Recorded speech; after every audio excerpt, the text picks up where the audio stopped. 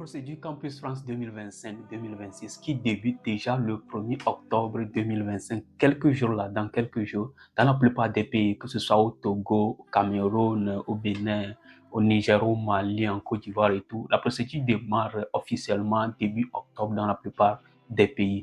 Donc, si vous voulez connaître les étapes à suivre pour faire la procédure Campus France de A à Z, du choix des formations jusqu'à l'obtention de votre visa, alors restez jusqu'à la fin de cette vidéo. Parce que j'ai moi-même fait la procédure Campus France en 2022 quand je voulais venir faire mes études en France alors que j'étais en ce moment au Maroc.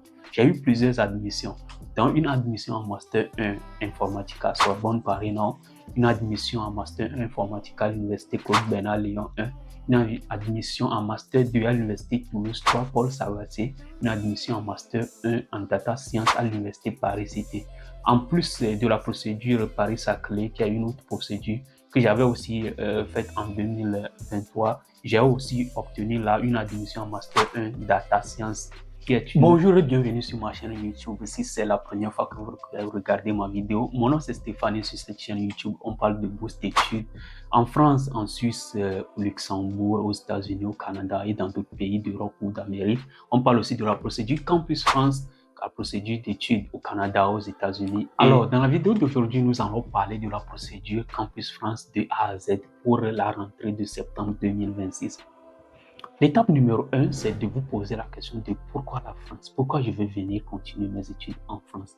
Quelles sont les études que je veux venir faire en France et quel est mon projet professionnel? C'est une question très importante à se poser, surtout quand on veut quitter son pays pour aller dans un pays lointain.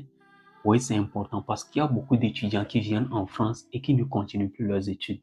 D'autres, des fois, à cause de leur comportement, on leur donne une OQTF, c'est-à-dire une obligation de quitter le territoire français parce qu'ils ne se sont pas fixés des objectifs depuis la base ou bien depuis leur pays d'origine. Pourquoi je vais venir en France? Qu'est-ce que je veux venir faire comme étude? Quel est mon projet professionnel? C'est-à-dire quand je finis mes études, qu'est-ce que je veux faire plus tard dans la vie?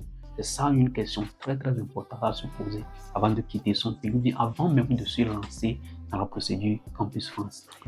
L'étape numéro 2, c'est de vérifier les conditions d'éligibilité en fonction de votre pays d'origine ou bien en fonction de votre pays de résidence. Oui, il y a les critères d'éligibilité qui sont sortis pour la plupart des pays. J'ai vu la liste ou bien les critères pour Campus France Bénin par exemple. C'est très compliqué ce qu'ils ont fixé comme critères. Ils ont mis des redoublements. Si vous avez redoublé une classe ou je ne sais pas moi à l'université ou bien au lycée, vous ne pouvez plus faire la procédure. Si vous n'avez pas 12 de moyenne dans une classe, mais vérifiez un peu là, vérifiez ces critères en fonction de votre pays. Allez sur le site de Campus France, je sais pas, Campus France Togo, Campus France Sénégal, Campus France Côte d'Ivoire, pour vérifier quels sont les critères d'éligibilité pour votre pays. Parce que si vous ne vérifiez pas ces critères, vous allez candidater, mais ils ne vont pas valider votre dossier. Ça, c'est clair. Vous allez perdre votre 65 000 francs comme frais de dossier, 65 000, 80 000, ça dépend des pays. Vous allez perdre cette somme juste comme ça. Et si vous n'êtes pas éligible, alors peut-être commencez par chercher d'autres pays. Il y a la Belgique, il y a la Suisse, il y a le Canada, les États-Unis. Commencez par chercher en fait d'autres opportunités d'études à l'étranger. Et même en parlant des critères d'éligibilité, il faut savoir qu'en général, ou bien pour tous les pays, il faut au moins être en terminale pour faire la procédure Campus France. C'est-à-dire, si vous êtes actuellement en terminale, vous pouvez candidater en licence 1 ou bien en BTS ou bien en classe préparatoire pour une école de l'université en France ici, sous réserve de l'obtention de votre baccalauréat dans votre pays. C'est-à-dire d'ici juillet ou bien juin 2026, vous devez obtenir votre baccalauréat. Mais si vous êtes déjà à l'université, vous avez Bac plus 1, Bac plus 2, licence, master et tout ça, alors vous êtes éligible pour la procédure Campus France. L'étape numéro 3, c'est le choix des universités, c'est-à-dire les universités dans lesquelles vous voulez continuer vos études en France. C'est une question aussi très importante à se poser parce que toutes les universités ne se valent pas. Malheureusement, sur YouTube, je vois beaucoup d'étudiants qui disent oui, toutes les universités se valent, sont des mêmes choses. Non, toutes les universités ne se valent pas. Il y a des universités qui ont mis par exemple des systèmes en place qui facilitent la vie aux étudiants internationaux et d'autres universités qui ne le font pas. Donc, ne prenez pas n'importe quelle université. Mais Pour choisir l'université, tout d'abord, basez-vous sur la formation que propose l'université. Dans l'étape 1, on a déjà défini c'est quoi notre projet d'études. Donc ici, si je veux par exemple venir faire un master en data science ou bien un master en cybersécurité, je dois d'abord voir quelle est l'université ou bien quelles sont les universités qui proposent un master en data science ou bien un master en cybersécurité, un master en droit, un master en sciences politiques, je ne sais pas. Donc, essayez de voir un peu quelles sont les universités qui proposent la formation et vérifiez bien les prérequis. C'est très, très, très, très important. Beaucoup de refus que les gens ont sur Campus France, c'est à cause des prérequis. Moi-même, j'ai eu un refus à Aix-Marseille en 2023 quand je candidatais parce que je n'avais pas vérifié les prérequis de la formation. Ils m'ont donné un refus, donc vérifier les prérequis de la formation. Maintenant, l'étape numéro 4, c'est la création de votre compte Campus France ou la création de votre compte études en France et le remplissage de votre panier de formation. Et là, c'est juste comme un simple ou bien une simple création de compte Facebook.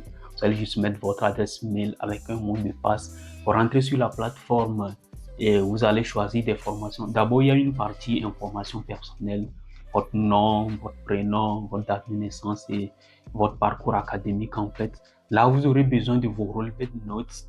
Vous aurez besoin aussi de vos diplômes que vous avez obtenus. Donc, essayez de chercher ces documents-là et gardez-les quelque part parce que vous aurez besoin de ça très très bientôt, même si vous faites la procédure Campus France. Et à part les relevés de notes et les diplômes, vous aurez besoin aussi de votre carte d'identité ou bien de votre passeport pour faire la procédure. Il y a les tests de langue aussi comme le DALF ou bien le TCF qui sont exigés pour certains pays comme le Maroc, la Tunisie, je pense qu'il y a l'Algérie aussi, les tests de langue pour ceux qui n'ont pas comme français première langue. Une fois que vous avez rempli votre formation, vous avez rempli votre panier de formation, il suffit juste de soumettre votre dossier et de payer les frais Campus France. Encore une fois, les frais varient en fonction de votre pays de résidence. Au Maroc, quand j'étais là en 2023, j'avais payé 1900 dirhams. Et je pense que dans les pays comme le Togo ou le Bénin, c'est autour de 70 000, 80 000, bien 65 000. Donc c'est comme ça, vous allez payer les frais, soumettre votre dossier. Et l'étape qui suit directement, c'est votre entretien Campus France. Une étape très très importante aussi dans cette phase de candidature parce que c'est là que Campus France va juger votre motivation pour venir faire les études en France. Il y a des gens qui confient leur dossier aux agences, ils ne savent rien même de leur dossier, ils veulent venir continuer en France. Là, on va vous savoir. Si vous ne connaissez pas vos formations que vous avez choisies, les villes même que vous avez choisies, Campus France va vous avoir et là, c'est refus direct. C'est refus direct, ça c'est clair. Ils ne vont pas vous donner de refus, mais ils mettent une notice. J'ai oublié un peu comment ils l'appellent encore.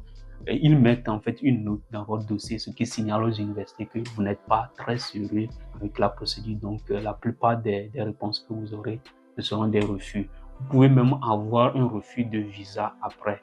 L'étape numéro 6 maintenant, c'est la réponse des universités. Une fois que vous avez soumis votre dossier, vous avez fait votre entretien pédagogique avec Campus France, vous soumettez le dossier, ça va prendre, je ne sais pas moi, 2, 3 mois, 4 mois. Les universités vont commencer par vous répondre.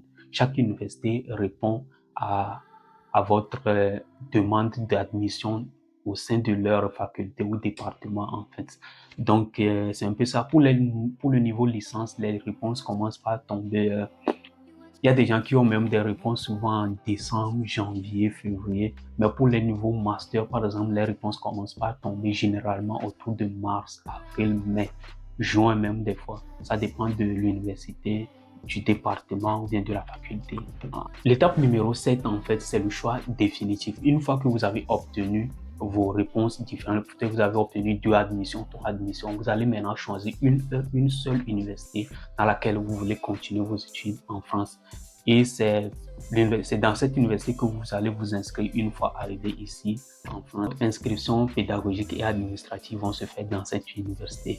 Donc, une fois le choix définitif qui est fait, vous allez resoumettre encore votre dossier à Campus France qui va le revérifier. Il va vous dire, c'est bon, vous avez terminé avec Campus France, maintenant entamez la procédure de demande de visa. Vous allez prendre un rendez-vous pour la demande de visa. Là, vous aurez besoin d'un garant, d'un logement et d'autres papiers pour les ressources, en fait, pour justifier les ressources. Mais si vous avez une bourse, il suffira juste de mettre l'attestation de bourse sur le site. Mais si vous n'avez pas de bourse, vous allez mettre les informations bancaires de vos parents. Il y a plusieurs moyens, en fait, pour justifier ces moyens financiers pour venir faire ces études en printemps. Ne vous en faites pas pour ça.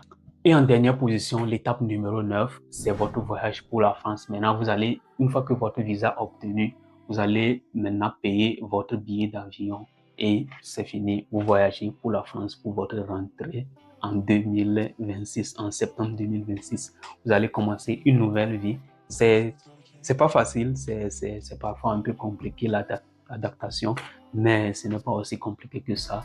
Si vous êtes un peu habitué au petit voyage au sein de votre pays, ça ne devrait pas vous gêner normalement.